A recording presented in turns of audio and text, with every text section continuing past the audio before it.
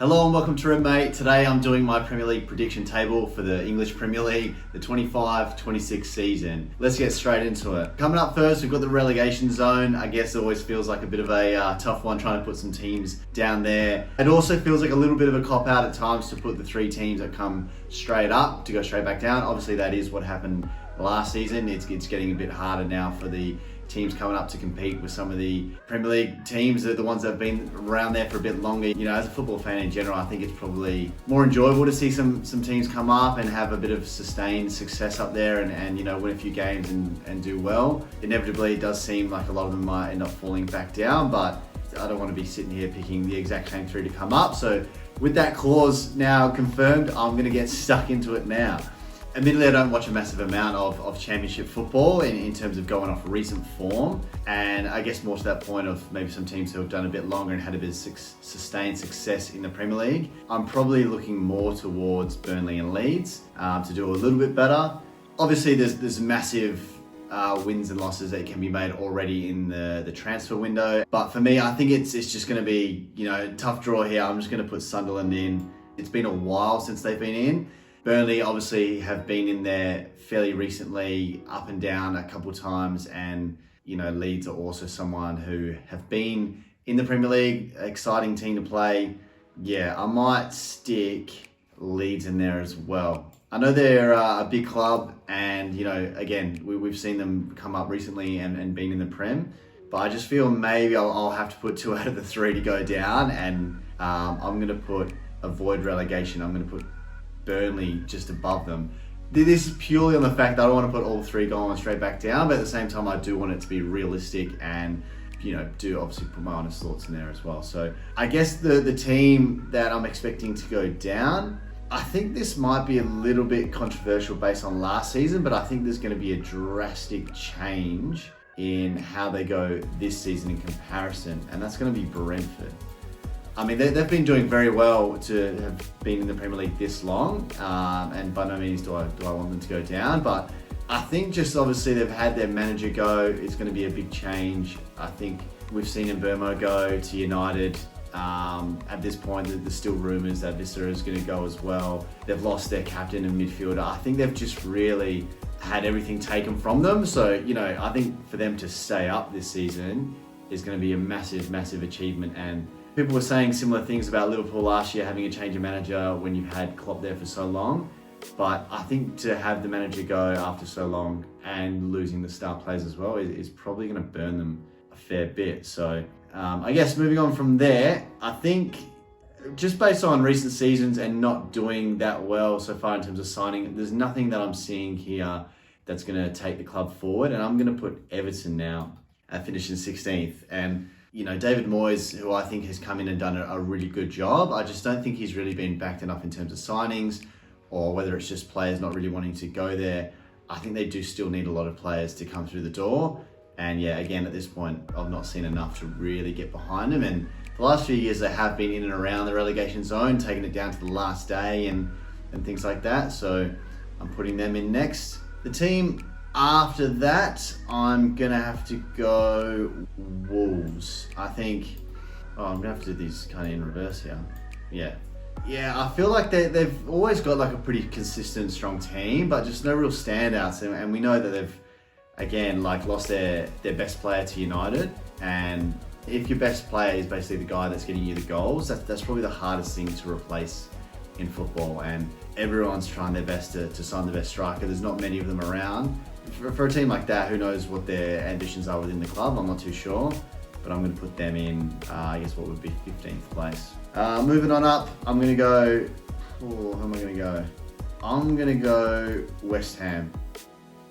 I think they were kind of flirting with danger last year. Kind of got a bit lucky that there were some teams that were really bad. Obviously the teams that went down, there was quite a buffer and a bit of a margin between them. And then surprisingly, obviously we saw like Tottenham and United doing very bad as well. But again, the other factor we're going off is signings. Yeah, I'm putting them in at, well, it's going to be 14th. And then, okay, lastly, I'm going to go with Bournemouth to go in there. I think, again, it's unfortunate for some of these teams that are like kind of in around that mid-table spots. Like, some of them will kind of get a bit of momentum and start doing well, start progressing, and then all of a sudden it just seems like their best players just start getting plucked out of the team, and then it becomes really difficult for them to compete. I think we're probably going to come on to another team that I think is kind of in that category, a team that had a really great season last year, and yeah, already you start to see the players moving on. You know, they've kind of established themselves as quality Premier League players. That would be Nottingham Forest.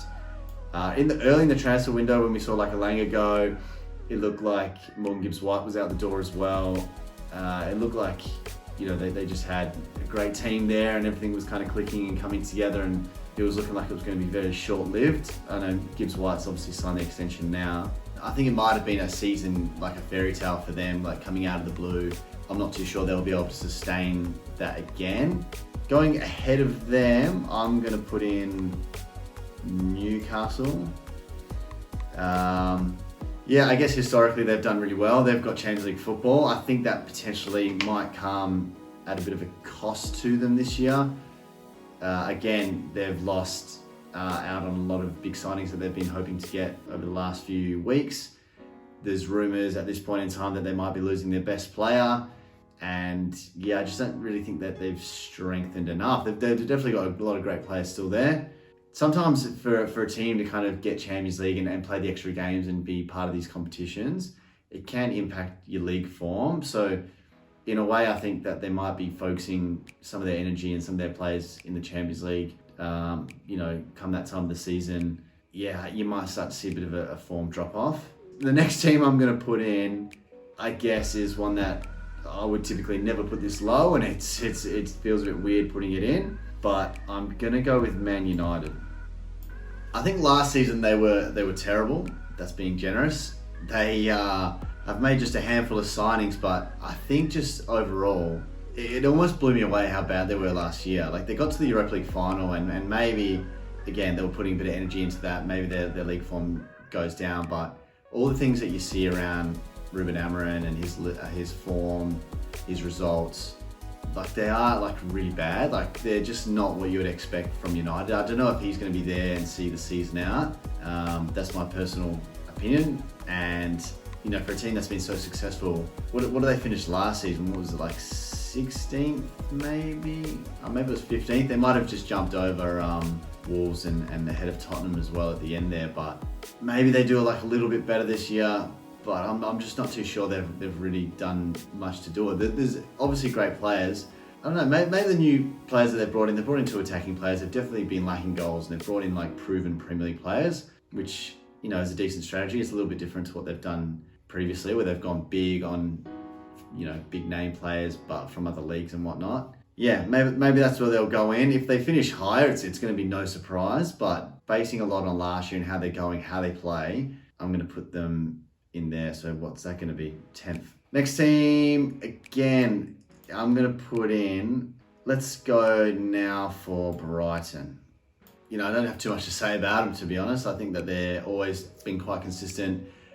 For a team that doesn't go as crazy in the transfer market and bringing in the players, they seem to always play really great football, and they almost seem like a factory of just like producing players. Like, the amount of stars that they bring through and end up getting sold to the bigger clubs for huge money is just crazy. Like, for a club to be able to do that, and I know it's a little bit backhanded because clubs don't really want to be that seller's club. They want to be the club that's competing. You don't want your players taken from you. You want the players that want to come there and stay there. But yeah, they've always just been a good team to watch over the last few years, and yeah, we'll see how they go this season. I guess the last team here now we're going to put in this mid-table bracket, I'm going to go with Tottenham. I mean, obviously last year they were terrible. They only just escaped relegation by one place. I know the point gap was quite large, but you know, if they finish 8th this season, that is a massive improvement from 17th.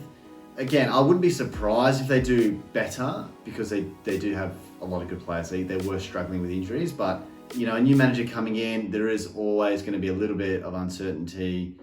I don't think I've really seen enough to really be excited or optimistic about how well they're going to do this year in comparison to like last year or a year before, where they have brought in a lot of players. And very quickly it starts to look like, something could be happening here. It is funny, you put these predictions together, and already after like one game week, when you already start to see the finished products of these teams and you see how they play, a lot of teams from the last game of last season to the first game of this season already play very differently. Like it's a different style, or there could be a new manager there, or they've signed so many new players. It's a brand new look team. So I mean, you're almost trying to piece all the things together right now to make the prediction. And yeah, if Tottenham do better, it's really going to be no surprise. But it's a massive improvement for them to finish 8th based on last season. So I wonder what the Tottenham fans are really expecting. So now going forward, Fulham, I'm going to put in 7th. Some of these teams like historically have kind of been like the yo-yo team, or they've been down the bottom, but a lot of these teams like do play very well and play really attractive football. I think to be able to hold on to a lot of good players, it's funny kind of, putting these teams in a little bit higher, and already I've kind of got rid of some big clubs. Yeah, I'm expecting Fulham to do pretty well. If they can push for a Conference League place, good on them. It would be great to see them up there. The next one I'm going to do is Crystal Palace.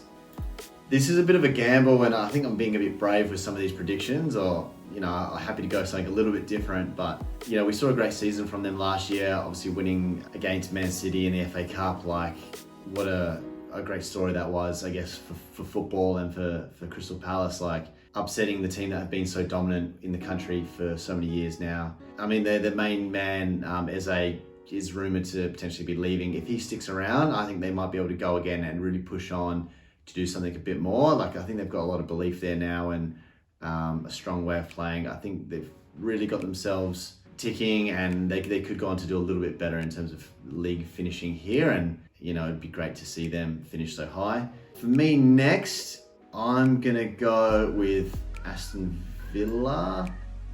They're gonna be in 5th place. Yeah, they've got a great team. Last few years, they've really been up there. Emery is doing great things with them. Again, for a Villa fan who was down the bottom of the table, with the likes of like Gerrard there managing, to very quickly getting Unai Emery coming in and taking over, I think it's pretty safe to put them in that 5th spot. It's getting a bit tight now, and obviously these bigger teams are going to be a bit harder to place. I think I'm going to have to go for 4th spot. I'm going to go Chelsea in 4th spot. Obviously just won the Club World Cup. They do look good, but for me, Chelsea's just one of those teams that constantly bringing in new players, and I think at any given time you can assess their team and they can just look like they're incredible. At any given moment you can watch them play and be like, yeah, wow, like this team should be beating everyone. And then there's just moments where they can just be so inconsistent, and I don't know if that's like the turnover of players, the lack of experience playing with each other. Maybe it's new players in the team finding a bit of consistency, but it just seems for the last few years, they've famously been spending so much. Even as a fan, I wonder if you kind of know like the best starting 11. Like, it always seems like it's going to be different players in and out of the team. In some ways it's good because there's a lot of quality there that you're choosing between. At the same time, I think a good club and a good team knows their best 11, and they can go out and do well each week. Next, I might do something a bit brave again, and I might go for Man City in 3rd. I guess for me, and every time you're doing this, normally the one position you're certain on is like Man City champions. I mean, they obviously won 4 in a row. Prior to that, obviously Liverpool won, and then before that, I think it was 3 in a row. So, it's almost a shoo-in for them to win. But last season we saw like a little bit of a drop-off from them. They could have been down to a number of things. Haaland was injured for a little bit there. Rodri, the Ballon d'Or winner, out for the full season. Kevin De Bruyne, he's obviously been one of their best players as well for the last few years. He kind of, maybe not been at his best and a little bit over the hill kind of thing. So they're still going to be a very good team. I just wonder if they're going to be able to compete with maybe your Arsenal and your Liverpool, who were very good last year as well. And I think based on signings that they've made, I think they've definitely strengthened their team. So I think Liverpool and Arsenal have both taken a bigger step forward off the back of last season. So next, again, this is down to the last 2, and for someone who's always putting City top, it does feel a bit weird. What I'll do next, I guess, is pick my champions. Well, I'll do them at the same time, I guess, but I'm going to go Arsenal 2nd. And for the first time, and it may look biased as a Liverpool fan, but for the first time, I'm going to put Liverpool in as champions. And yeah, it's not, I've done this so many times now every year and things, but this is the first time I've put Liverpool in as champions. I do obviously hope that happens, but I think given the fact that they've just won it last year, they do seem that they've gone out and strengthened the team. Like, I think they've obviously spent a lot of money, they've invested heavily. I'm going to go with them champions. Again, I've touched on Arsenal just before, but I think they've strengthened as well. They've brought in some good players through the midfield. I think their number one headline is going to be the fact that they've brought in a striker finally. Someone that they've needed for a while, someone who's going to be able to finish those chances. They're obviously such a dominant team and always kind of lacked that striker. They've had to rely on Havertz and goals from the wing from the likes of Saka and whatnot. They've got a strong team now. I think they're going to be much stronger than last season. I think Liverpool have taken a bigger step forward, and I think that they're going to hopefully back it up.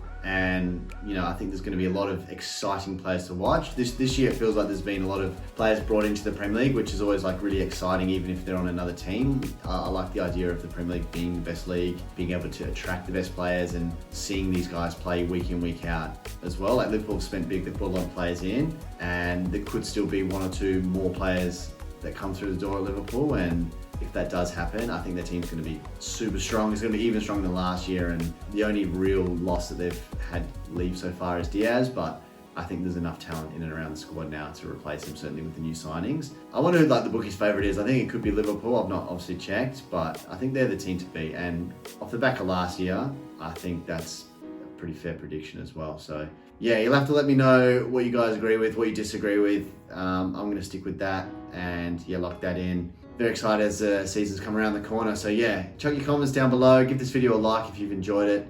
And yeah, subscribe to the channel if you want to see more videos like this. So yeah, I've been Ant. This has been Red Mate. Thanks for watching all the way up to now, and I'll see you in the next one.